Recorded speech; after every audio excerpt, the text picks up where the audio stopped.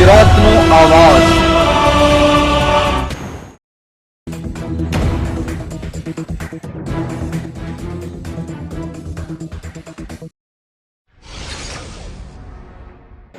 ગુજરાતના ત્રીજા નંબરનો સ્થાન ધરાવતો કડાણા ડેમ હાઈ એલર્ટ પર।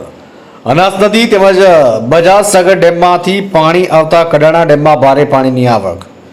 8 જિલ્લાની જીવાદોરી સમાન કડાણા ડેમમાં સતત પાણીની આવકમાં વધારો।